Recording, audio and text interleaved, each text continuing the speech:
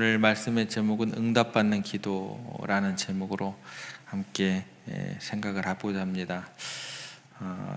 우리 기도 생활에 대해서 전체적으로 이번 한 주 동안 살펴봤던 그런 내용을 정리하면서 더욱더 그 방법에 대해서 좀 더 고민해보고 이 본문을 이제 마치려고 합니다.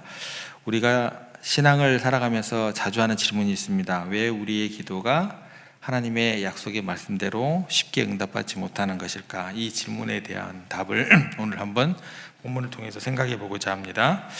예수님께서는 응답받는 첫 번째 기도의 원리로 하나님을 믿으라 라는 말씀을 하셨습니다. 하나님에 대한 신뢰를 강조하시는 말씀으로 우리가 이해를 하고 이번 한 주간 계속해서 그 의미가 무엇인지 살펴봤습니다. 우리가 보통 기도할 때 보통 이제 실수하는 게 뭐냐면 우리 기도의 응답이 내 자신의 경건함이나 또 내가 이렇게 올라와 있는 영적인 수준에 달려 있다라고 생각하는 것, 이게 우리들의 하는 실수다라는 거예요. 그래서 어떤 생각으로 이어지게 되냐면 내가 이렇게 기도를 했는데 응답받지 못한 것은 내가 더 깨끗하지 못해서, 내가 더 의롭지 못해서, 내가 더 온전하지 못해서 인 것은 아닌지, 이렇게 생각하는 순간 잘못된 생각이라는 거예요. 이 순간 이게 종교가 바뀌어버려요. 뭘로 바뀌어요? 은혜의 종교가 아닌 게 되는 거예요. 이거 이제 잘못됐다라는 것입니다. 이런 실수를 하지 마세요. 절대 하시면 안 됩니다. 하나님의 은혜를 우리의 공로로 바꾸려는 그 시도 자체는 하시면 안 돼요. 우리의 기도의 핵심은 뭐냐면 하나님을 믿고 하나님을 의지하는 거예요. 하나님의 전능하심을 믿는 것입니다. 그러니까 우리가 기도하는 이유는 내가 할 수 없기 때문에 하나님의 능력을 의지하는 거 아니에요. 그렇다면 하나님의 은혜를 의지해야 되고 하나님의 능력을 철저하게 믿으셔야 된다라는 것입니다. 그래서 여러분의 상태하고 상관이 있어요, 없어요? 없는 거예요. 절대로 그러시면 안 돼요. 여러분의 상태하고 여러분의 능력하고 상관이 없습니다. 여러분의 의와 여러분의 바른 행실하고 상관이 있어요, 없어요? 없는 거예요. 그렇게 매치시키면 안 돼요. 상관없이 그분의 능력을 신뢰하면서 나아갈 수 있어야 한다라는 거예요. 여러분의 실패가, 우리의 실패가 하나님의 실패를 의미하지 않고 우리 능력의 한계가 하나님의 능력의 한계를 제한할 수 없다라는 것입니다. 그래서 우리의 자신을 벗어버리고 하나님, 그분만을 믿을 수 있는 그 믿음이 있어야 한다라는 것입니다. 그런데 우리가 그러면 하나님의 그 능력을 신뢰할 수 있는 근거가 뭐냐? 그 근거는 뭐냐면 한결같으신 그분의 성품 때문에 그래요. 하나님은 신실하시고 우리를 깊이 사랑하시고 전능하신 분이다라는 거예요. 그분은 우리가 구하는 것보다 더 좋은 것으로 우리가 원하는 것 이상으로 주시는 아버지가 되신다. 이걸 믿으라는 거예요. 그 근거가 뭐예요? 그분의 한결같으신 영원 무궁하신 그분의 성품을, 그 모든 것을 가능하게 한다는 것입니다. 이런 하나님의 성품을 믿고 또 믿음으로 고백하고 우리가 감사할 수 있어야 된다는 것입니다. 그런데 이제 우리가 기도 중에 가장 흔하게 시험에 드는 게 있죠. 하나님의 그 사랑이 상황에 따라서, 시간에 따라서 의심이 들기 시작한다라는 거예요. 야, 이거 하나님께서 정말 나를 사랑하시는 것일까? 이게 이제 수시로 바뀌게 된다라는 거예요. 그게 그런 생각이 들게 되면 뭐예요? 우리의 믿음은 약해지게 됩니다. 이 믿음이 약해지게 된다라는 것은 구하는 것을 우리가 구하지 못하게 만든다는, 기도의 응답을 그래서 막는 장애물이 된다라는 거예요. 그래서 어떠한 상황 속에서도 하나님의 성품, 뜨거운 사랑을 가지고 계시며 우리와 함께 계시고 그런 하나님의 영원 불변하심에 대한 그 하나님의 성품에 대해서는, 그 하나님의 인격과 능력에 대해서는 전적으로 신뢰하는 믿음을 가지셔야 된다는 거예요. 응답받는 기도의 첫 번째 원리입니다. 응답받는 기도 두 번째 원리는 믿음이 자라야 돼요. 믿음의 성장입니다. 그러니까 믿음의 성장은 뭐냐면 우리가 이렇게 근육을 키운다라고 생각하시면 좋을 것 같아요. 처음부터 무거운 역기를 들지 못합니다. 들 수 없듯이 우리의 믿음의 분량에 맞는 그런 기도를 드리셔야 돼요. 그러니까 처음부터 너무 큰 것을 구하면 오히려 그거는요 우리의 믿음을 약하게 만드는 그런 결과로 이어지게 됩니다. 다시 말해서 이걸 어떻게 이야기를 하시면 좋으냐면, 우리 믿음의 분량을 넘어서는 기도는 할 수가 없는 거예요. 우리가 믿음대로 되리라 라고 주님께서 계속해서 오늘 본문에 말씀을 하시거든요. 믿음대로 되리라, 믿음대로 되리라. 23절을 보시면, 내가 진실로 너희에게 이르노니 누구든지 이 산더러 들리어 바다에 던지라 하며 그 말하는 것이 이루어지를 믿고 마음에 의심하지 아니하면 그대로 되리라, 믿음대로 되리라 말씀을 하셨어요. 그러니까 마음에 여러분 의심이 드는 그런 수준의 기도는 어떻게 되는 거예요? 안 되는 거예요. 그러니까 평소에 뭐를 해야 돼요? 마음에 확신은 드는 기도를 해야겠죠. 그러기 위해서는 뭐예요? 내 믿음을 키우셔야 돼요. 그래서 어떤 기도부터 하면 좋으냐면 작은 기도부터, 내 주변에 있는 작은 일상의 기도부터 시작하는 게 좋습니다. 그러면 작은 기도가 응답을 받기 시작하면 내 마음 가운데 확신이 더 들게 되고 더욱더 구하게 되고 더 큰 기도가 응답받을 수 있도록 그런 마음의 강구함도 있게 되고, 그러니까 작은 기도부터 또 믿음의 훈련을 통해서 또 더 큰 기도가 응답받을 수 있도록 그 믿음을 훈련하셔야 된다는, 이게 굉장히 중요하다는 것입니다.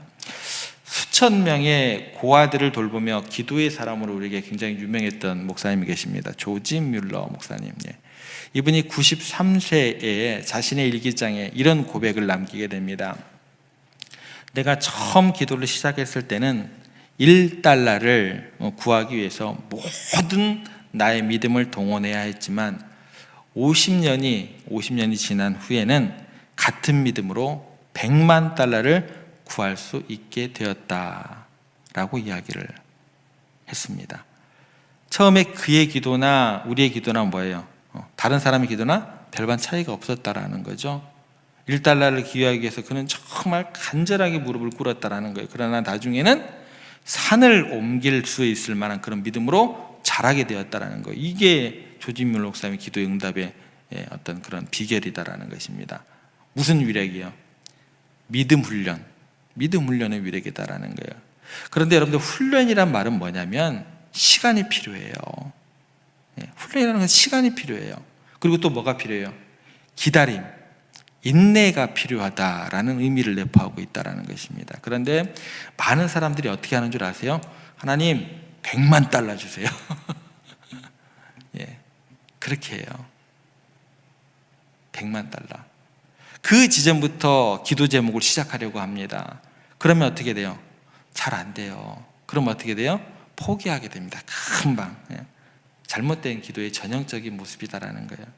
그러니까 지금 이 자리에서부터 출발하시기 바랍니다. 여러분들 주변에 기도 제목 많아요. 작은 기도 제목들, 그런 기도 제목부터 시작하세요. 사다리도요 뛰어서 올라갈 수는 없는 거예요. 맨 밑에부터 차근차근 그렇게 하늘에 올라가는 거예요. 그렇게 하늘에 상달되는 거예요. 사람들이 기도에 실패하는 이유가 여기 있다는 것입니다. 자기의 믿음의 분량 이상으로 처음부터 지나치게 추구하는 것이 실패의 이유가 된다는 것입니다. 어디부터? $1 지점부터, 사소한 일부터 기도로, 생각을 기도처럼 하라고 제가 말씀을 드리잖아요. 그런 기도 훈련을 하셔야 된다는 것입니다. 이러한 경험들이 쌓여서 우리의 믿음을 더욱더 견고하게 만들어주고 더 큰 기도의 응답까지 우리로 이루게 만드는 그런 원칙이다라는 것입니다. 응답받는 기도의 세 번째 원리는 뭐냐면 입으로 시인하고 내뱉으라라는 거예요. 23절을 보시면 이런 말씀이 나옵니다. 그 말하는 것이, 이렇게 나와요. 그 말하는 것이 이루어질 줄 믿고. 그러니까 믿음이라는 것은 뭐예요? 말로 내뱉어야 한다라는 것입니다. 기도는 그냥 생각만 하시면 안 돼요. 생각만 하시면 안 되고, 믿음이라는 것은 이딤이라는 것을 통해서 입으로 시인해서 밖으로 나아갈 때 그게 뭐가 되는 거예요? 사건이 되고 능력이 된다라는 거예요. 그러니까 일상에서 하나님, 오늘 제가 이런 마음으로 또 기도를 하고 다시 주님의 전을 떠납니다. 오늘 발걸음 가운데 동행하여 주시고 오늘 주님께 올려드렸던 그 마음의 소원의 기도 이루어질 줄 믿습니다. 계속 뭐예요? 생각을 계속 하셔야 돼요. 그리고 입으로 그렇게 고백을 해야 돼요. 어디 앉아서 계속 기도하시려고 생각하지 마시고 운전하시면서도 그렇게 말로써 이렇게 내뱉으셔야 된다, 응답하실 줄 믿습니다. 자꾸 입으로 말을 하시라는 거예요. 이런 원리가 하나님께서 창조하실 때 하나님의 모습 가운데 그대로 발견이 됩니다. 하나님께서 천지를 창조하실 때 내가 천지를 창조해야겠다 마음 먹었더니 그게 창조가 이루어진 게 아니에요. 생각을 하셨더니 그 창조가 이루어진 게 아니에요. 뭐라고 하셨어요? 빛이 있으라 라고 하니까 빛이 있었고 그 말씀이 사건이 되었다라는 거예요. 그것이 하나님의 능력의 사건이 되었다라는 것입니다. 여러분에게도 또 여러분들이 또 자녀들에게도 또 우리 모두에게도 하나님께서 하나님의 자녀가 되는 권세를 주셨다라는 거예요. 그래서 우리가 선포하는 말은요, 영적 세계에서 실질적인 영향력을 행사하게 된다는 거예요. 예를 들어서 우리가 용서를 선포할 때 이 땅에서뿐만 아니라 하늘에서 풀어진다라고 이야기를 해주셨어요. 반대로 우리가 누군가를 정죄하거나 저주하는 말을 하면 그게 역시 사건으로 이어질 수 있기 때문에 웬만하면 입술로 부정적인 이야기를 하면 안 된다라고 주님께서 이야기를 하시는 거예요. 그러니까 말의 능력, 선포의 능력, 믿음을 가지고 하는 그런 것들에 대한, 그래서 기도하고 난 뒤에는 입으로 그렇게 내뱉으시기를 바랍니다. 자꾸 말로 선포를 하시면 말 자체가, 믿음의 말 자체는 사건이 되는 능력이 우리 그리스도인에게는 있음을 믿으시고 믿음은 밖으로 나타나야 된다는 그 원리, 기도의 원리 핵심 기억하시기를 바랍니다. 응답받는 기도의 네 번째 원리는 용서입니다. 용서, 우리가 오늘 처음으로 또 읽었던 구절인데 25절 말씀에 보면 이렇게 기록되어 있죠. 서서 기도할 때에 아무에게나 혐의가 있거든 용서하라. 그리하여야 하늘에 계신 너희 아버지께서도 너희 허물을 사하여 주시리라 하시니라. 응답받고자 하는 대로 어떻게 하라고요? 남을 용서하라, 남을 대우하라. 그 같은 맥락입니다. 그러니까 많은 그리스도인들이 믿음으로 선포까지 하고 긍정적으로 살아가면서도 기도 응답을 받지 못하는 경우가 있습니다. 그 이유 중에 가장 큰 이유가 뭘까요? 25절에 걸리는 거예요. 용서의 문제에 걸리는 것입니다. 우리가 다른 사람을 용서하지 않으면 하늘에 계신 아버지께서도 우리의 죄를 용서하지 않으시기 때문이다라는 거예요. 이게 이제 기도의 문제까지 연결이 된다라는 거예요. 하나님의 능력이 부족해서가 아니다라는 거예요. 우리의 간구하는 기도가 응답이 되지 않는 것은 성경에서 뭐라고 얘기를 하냐면 하나님의 손이 짧아서가 아니라 우리의 죄가 하나님과 우리 사이를 가로막았다라고 말씀을 하세요. 그러니까 우리가 그렇게 열정적으로 또 열심히 또 금식을 하면서 기도를 했는데 응답받지 못하는 이유가 뭐냐면 이처럼 하나님과 우리 사이에 막힌 것이 있었다라는 거예요. 막힌 것이 있다라는 거예요. 그 막혀 있는 것이 뭐예요? 죄인데 그 죄의 문제는 우리가 예수 그리스도의 보혈의 공로를 믿을 때 죄가 없어지잖아요. 그죠? 그런데 그 보혈의 능력을 다른 사람에게 선포하지 아니하고 다른 사람에게 이루어지는 줄 믿지 아니하면 내 죄도 어떻게 돼요? 역시 해결이 안 되는 겁니다. 그러니까 우리가 예수 그리스도의 보혈의 공로를 의지해서 다른 사람의 죄를 용서하고 축복하고 난 뒤에야 우리 죄에 대한 용서함에 대한 확신이 들게 된다라는 거예요. 그래서 어떻게 말씀을 하시냐면 너희가 예물을 제단에 드리다가 형제에게 원망 들을 만한 일을 기억이 나고 생각이 난다고 한다면 먼저 어떻게 해야 돼요? 예물을 제단 앞에 두고 가서 사과하고 예배를 드리라. 뭐예요?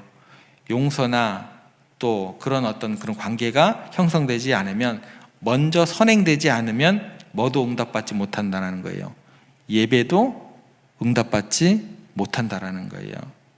그동안 우리가 남을 용서하는 문제가 어떻게 보면 뭐 내 의의 문제, 내가 뭐 의로워서 뭐 내 의의 문제다, 또는 내가 저 사람에게 큰 혜택을 베푸는 것처럼 이렇게 생각을 하는데, 죄를 용서했을 때 가장 먼저 혜택을 받는 건 누구예요?